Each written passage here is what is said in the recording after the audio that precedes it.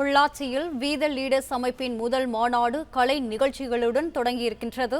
போதையில்லா தமிழகம் என விழிப்புணர்வு ஏற்படுத்தும் வகையில் இந்த மாநாடானது நடைபெற்றுக் கொண்டிருக்கின்றது. கூடுதல் விவரங்களுடன் இணைகிறார் எமது செய்தியாளர் ராஜகுமரன். ராஜகுமரன், வணக்கம். மேலும் விவரங்கள்.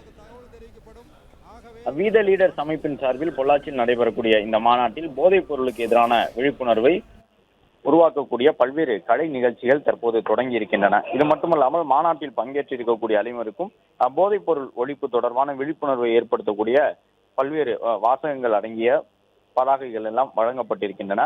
இன்னும் சற்று நேரத்திலே மருத்துவர்கள் உள்ளிட்டோர் எல்லாம் போதைப் பொருளால் ஏற்படக்கூடிய பாதிப்புகள் தொடர்பாக எடுத்து கூற இருக்கின்றார்கள்.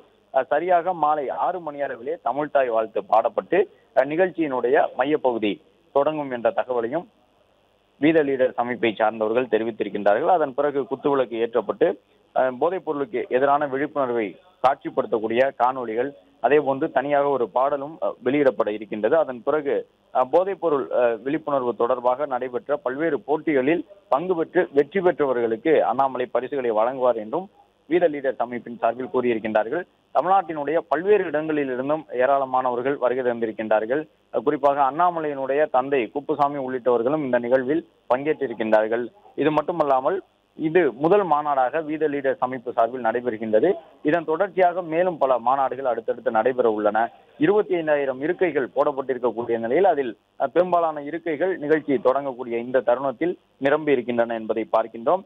சரியாக இரவு 7:30 மணி வரை இந்த மாநாடு நடைபெறும் என்றும் 40 நிமிடங்கள் வரை அண்ணாமலை உரையாற்றுவார் என்றும், அப்பொழுது போதைப் பொருளால் ஏற்பட்டிருக்கக்கூடிய பாதிப்புகள் என்ன, இளைஞர்களுக்கு போதைப் பொருள் எத்தகைய விபரீதங்களை எல்லாம் ஏற்படுத்தி கொண்டிருக்கின்றது என்பதை அண்ணாமலை எடுத்துக் கூறுவார் என்றும் சொல்லப்பட்டிருக்கின்றது.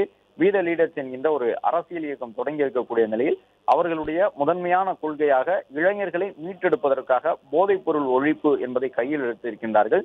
சற்று முன்பாக கூட ஏற்கனவே தமிழக அரசு பள்ளிக்கூடங்கள், பேருந்து நிறுத்தங்கள், நிலையங்கள், வழிபாட்டு தலங்கள் உள்ளிட்டவற்றின் அருகிலே இருக்கக்கூடிய மதுக்கடைகள் மூடப்படும் என்று சொல்லியிருந்தாலும் அதுபோன்ற பல இடங்களில் 500 மீட்டருக்குள்ளாக இப்பொழுதும் மதுக்கடைகள் செயல்பட்டு வருகின்றன என்பதை எடுத்து கூறக்கூடிய காணொலிகள் எல்லாம் ஒளிபரப்பப்பட்டன. அது மட்டுமல்லாமல் வீத லீடர்ஸ் அமைப்பினுடைய இந்த மாநாட்டுக்கு வந்திருக்கக்கூடியவர்கள் எல்லாம் தங்களுடைய ஊர்களிலே மதுக்கடைகள், வழிபாட்டு தலங்களுக்கு அருகிலோ பேருந்து நிலையங்கள் அருகிலோ செயல்பட்டால் அது தொடர்பாக மாவட்ட ஆட்சியர்களுக்கு புகார் அளிக்க வேண்டும் என்கின்ற ஒரு கோரிக்கையினையும் முன்வைத்தார்கள். பலர் உற்சாகத்துடன் வருகை தந்து காத்திருக்கக்கூடிய சூழலில் இன்னும் சற்று நேரத்தில் மாநாட்டு திடலுக்கு அண்ணாமலை வருகை தர உள்ளார்.